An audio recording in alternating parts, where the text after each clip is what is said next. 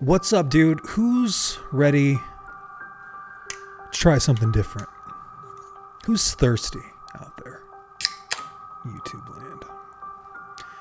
I am. It's been a week. But we're back. We're gonna relax a little bit. It's Friday night. It's about 5 o'clock. Oh, is there anything better than a rainier that's cold? There's not. Sneak peek, dude, there's not. Let's talk tonight about horror movies that I like to drink beer to. Now, this was going to be just a straight up top 10, but I like beer. Guilty. Dude, I love beer, actually. Haven't been drinking that much beer, but when I want to drink a beer, there are horror movies that I love to watch. I started thinking about it. I was talking to my buddy Fern yesterday, and we were just going over beers that we like to drink. And we don't drink enough beer, right? And so I was like, man, I want to drink a beer and watch a skit. Let's talk about it. Dude, that's what this list is going to be about, okay? We're going to talk about movies that you can sit back on the couch, you can crack open a pint, whatever you're drinking, man. You're a wine fan, you like those fucking buzz balls, whatever you're into, man. There might be a hard cider in the fridge once in a while. Sure, it's barbecue, maybe a cold seltzer, right? Maybe you're on a diet. Who fucking knows, man? This is a judgment-free zone, straight up. But there's nothing better than a scary movie and a nice cold beer. Let me tell you that right now. And we're going to break down 10 of my favorite movies to watch, really in no particular order, when you're getting your buzz on. We'll throw a few honorable mentions out there as well. Thanks for being here.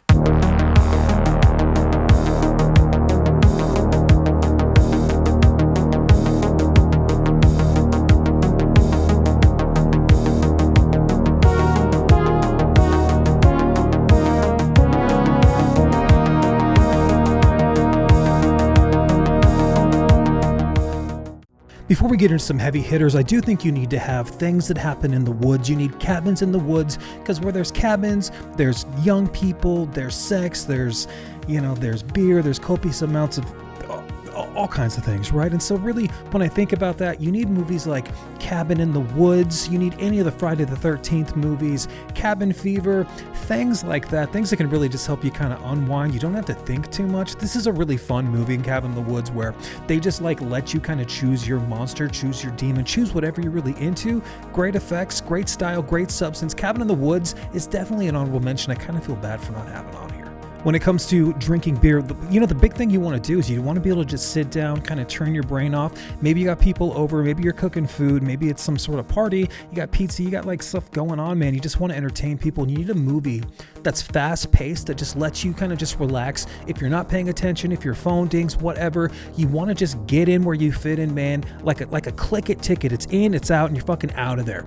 Dawn of the Dead 2004. It's fast, it's ferocious. At first I hated it because I'm such a huge Romero fan, and I just didn't like that the zombies ran. That's kind of stupid looking back on it now. Zack Snyder's Dawn of the Dead definitely is an honorable mention and deserves to be on any beer drinking list. Another honorable mention that you have to have on a beer drinking list is anything by Stuart Gordon, and really Fulci for that matter. Shame on me, I don't know if there's going to be any Fulci spoiler, but really Stuart Gordon's Reanimator is probably my favorite of his films. I love Dolls, I love Dreams in the Witch House, I even love Dagon, but Reanimator, man, it's so much fun. It's 80s cheese, it's 80s gore.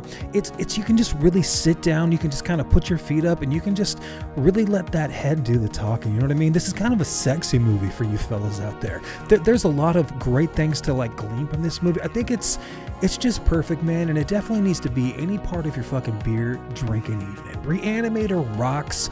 It's so good. It's so good. Dude, I was just messing with you. There's one more honorable mention, right?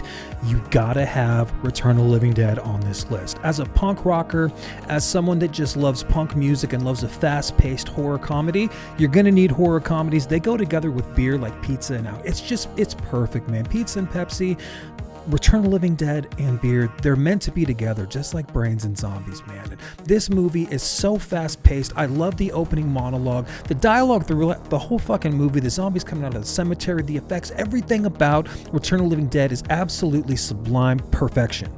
Well, if you're locked and loaded and you got a cold beer by your side, it's time to get into the top 10 list right now. Let's talk about number 10 for me, and that is from actually 2010, Tucker and Dale versus Evil, one of the most quotable beer drinking good time sons of bitchin' fucking movies you can have. You can watch this. This is a film, no matter the day, no matter the time, unless you're a problem alcoholic, you're drinking in the morning. This is really just, no shame if you're in the game. I'm just saying, this is a movie that I can watch any fucking day of the week. I love Tucker and Dale so much because it does something that a lot of horror comedies try and fail to do. It actually sticks the landing of most of the jokes by flipping the slasher formula where the rednecks are actually the nice guys in this movie, and the college kids are basically causing their own deaths through pure panic and pure stupidity, if you really think about it. The writing is pretty damn tight. Every misunderstanding just builds into the next one, so it never really feels random, and it's never too quick to like let you in on the joke. It never drags. It knows exactly what it's going to be. It commits to the bit. It gets out. When you're drinking, that's perfect, right? You're not trying to analyze anything. You might miss a thing or two. This is big punch beats. Like every 5 minutes, you got a running gag. If you want something that just keeps on hitting, it's Tucker and Dale versus Evil. This movie, man, it's absolutely incredible. It's one of my favorite movies ever. Me and my wife to this day, if we're just hanging out, we're quoting Tucker and Dale versus Evil. You need to watch this the next time you're drinking a beer. At number 9, we are talking about one of my favorite remakes of all time, one of my favorite feel-good movies of all time. Definitely makes me feel like I'm a little kid again. I'm so nostalgic for this remake right here. This is the Chuck Russell. This is 1980s, just pure sci-fi body horror, a remake that had no business being as good as it is. We're talking about, of course, The Blob, which starts out like a small-town horror movie and then immediately starts killing people in ways that you are not expecting. It gets gross, it gets gooey, and it is goody gosh fucking amazing, man. Actual genuinely shocking moments early on that lets you know really that nobody is safe in this movie. The Blob itself feels real. It's melting people. It pulls them apart in the grossest yet bestest fucking ways. Extra most bestest is The Blob. Perfect for beer, perfect for summer. It just has that small time. It just crack a beer to it, dude. Trust me. Coming in at number 8 is actually the first sequel on our list, but it won't be the last. We are talking about Tobe Hooper's Texas Chainsaw Massacre 2, the follow-up from the 1974 masterpiece. This is where things get a little bit weird and your beer starts to get a little bit warmer. This movie completely flips the tone from the original and goes full camp. Bright lighting, exaggerated performances, and some of the strangest energy you're going to see in a sequel. It's got everything just going full maniac with chainsaws. The buzz is definitely back in a different movie altogether. It's loud, it's messy, and it commits 100% to being just an absolutely insane motherfucking thrill ride. Everything about this movie fucking rocks. The punk music, the soundtrack, Chop Top, everything. Texas Chainsaw Massacre is legendary. Coming in at number 7 is Sam Raimi with his follow-up, almost like his reimagining, his remake, if you will, his reboot of his own film. We're talking about, of course, Dead by Dawn, Evil Dead Part 2. Camera work, extraordinary, absolutely wild. The pacing of this film is relentless. It is carrying the entire movie really with just pure physical comedy and chaotic fucking energy. Everything's exaggerated in the Evil Dead 2 on purpose. The sound, the movement, the reaction, it all just builds into this non-stop spiral of absolute insanity. You don't really watch the Evil Dead 2, you laugh, you chuckle, you put your feet up, you survive the Evil Dead 2, man. Some of the best, campiest fucking 80s effects ever, man. Amazing soundtrack. It's just that good. Words to live by. The Evil Dead 2 and beer. They go together. I'm stuttering. I love the Evil... It's incredible, man. Coming at number 6, the 6th best movie to drink beer to is kind of new to the channel, but also an old friend, an old favorite from Robert Rodriguez with the help of Quentin Tarantino. We are talking about, of course, From Dusk Till Dawn. This movie is literally your night in film form. You start off chill. You start off grounded, thinking, you know what kind of movie you're going to be watching tonight. And then suddenly, like a couple of 6, 7, 8 beer, it flips on you into complete insanity. This movie is it's a time waster. It's incredible. The effects, this is 2 movies in one. At the Titty Twister, we got an entirely different film. It commits hard to both halves though, and the sudden shift really, I think, is what makes this movie so memorable. It's unpredictable, man. It's chaotic, and it's just an absolute blast. Killer characters, killing killer actor, man. And we've also got like the dick gun, right? We got some of the best effects. You got Salma Hayek, you got crazy vampires, amazing effects. From Dusk Till Dawn, if I just want an opening monologue, I just watch that like liquor store scene. I'll watch that like twice in a row if I'm in the mood for this movie. I love this movie so much. I never talk about it because at first I thought the vampires looked so hokey, even as like a little 6th or 7th grader when I watched it, man. But it has really grown on me over the years. I love Robert Rodriguez, everything he does. And this, From Dusk Till Dawn, man, it is a beer drinking movie. Once you get to the titty twister, things are pretty good. Coming at number 5, we are right in the sweet spot, right in the heart of the list with one of the best horror comedies of all time. And I know it's kind of cliche to say that, but I have watched this movie so many times. It's instantly quotable. It's got 2 of my favorite characters going back and forth. Absolutely incredible. Of course, we're talking about Shaun of the Dead. This movie, it's like a slot machine. Every time you pull that lever, that one-armed bandit, it pays off. Everything connects, everything pays off, and it's way smarter and way more in tune with itself than it leads on. This is a funny fucking movie, man, and it's got crazy good effects. It's got a little bit of nerves. It's got crazy. When that Queen song comes on, Don't Stop Me Now, that is one of the greatest horror scenes ever, man. But at the same time, this is a movie that's just easily relatable. It's very easy to watch. It's funny. It's rewatchable. It's just built around hanging out, going to the pub, talking shit, and not taking things too seriously. Shaun of the Dead, it should be on the Mount Rushmore of drinking horror comedies. It is just that good for a reason. I mean, I don't gotta tell you, if you haven't seen Shaun of the Dead, I don't know, just get out there and watch this immediately. This is one of the greatest movies ever, man. Horror comedies, they don't do it like this. Shaun of the Dead, God, it's so good. At number 4, you knew we were going to get into this rotten stuff at some point, okay? Peter Jackson is not known for Lord of the Rings. Peter Jackson is known for Dead Alive or Braindead. We're talking about this is when things in your drinking become completely off the rails. Easily, it says right on the cover, one of the goriest films ever made, and that is a fact. Jack, it's all practical, buckets, literal buckets of blood, insane creature effects, and scenes that just keep escalating past the point of reason. If you're new to if you've been watching my channel, I should say, I have a love affair with this movie. Every Halloween, it's like clockwork. Me and my brother watch Dead Alive. It gets better every single year. Like the beat, it keeps getting funnier every time I watch it. Dead Alive is one of my favorite fucking movies, man, because it's creative chaos. Every moment is designed to top the last one, and somehow, all these years later, what is this, 1991? Right? I've been watching this movie for 30 years, man. It gets better every single time. Somehow, it just keeps doing it. At a certain point, you're not even reacting to shock anymore. You're just laughing, going, oh, shit. Yes! Dead Alive, dude. Just get out there, watch it. It's one of my favorite movies of all time. I adore Dead Alive. Give us the 4K, goddammit. Coming in at number 3, this is where your night starts to get a little bit weird, okay? It starts to kind of really latch on to you. This is where things take a turn.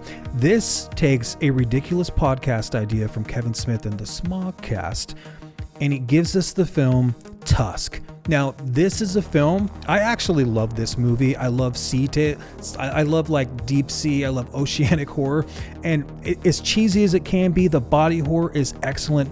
Somehow Kevin turned this into an actual movie, and instead of dialing things back, he just commits all the way. It's uncomfortable, it's bizarre, and it keeps pushing further than you would actually expect. The tone, it's strange, man. It's strange. And it never really settles in as you're watching it.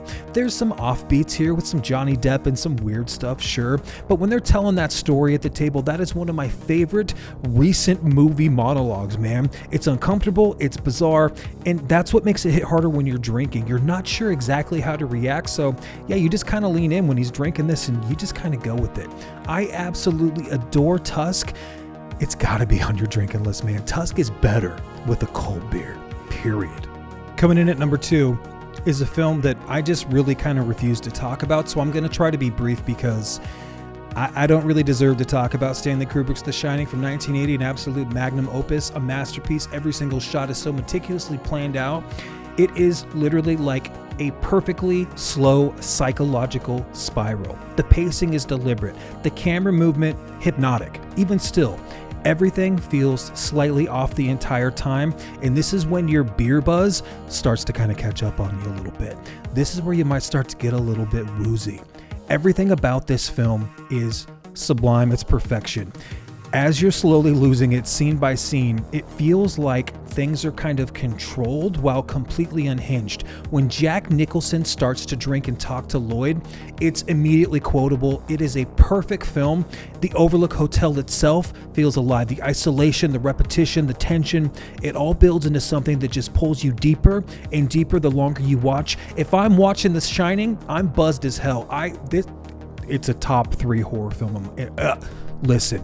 Let's just drink beer, watch The Shining, end. And last but not least, my good friends, is a lot of people's favorite horror movie of all time. It's an old friend.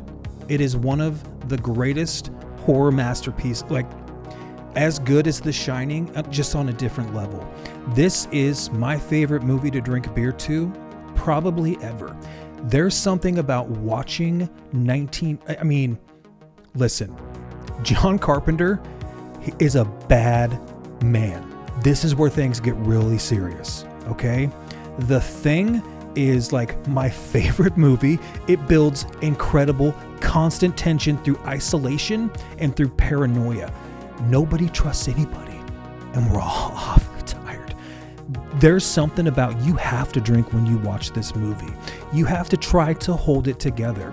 And that weirdly kind of pulls you in even more when you're watching it with a beer or a little glass, a little sipper of JB in your hand, a little bit of scotch. Something hard to drink with The Thing is absolutely perfect. Maybe you ran out of beer and you need to hit the whiskey. Perfect, man.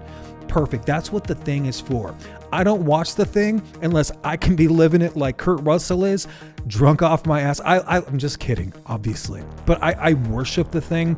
All of the practical effects, still some of the best you've ever seen on screen.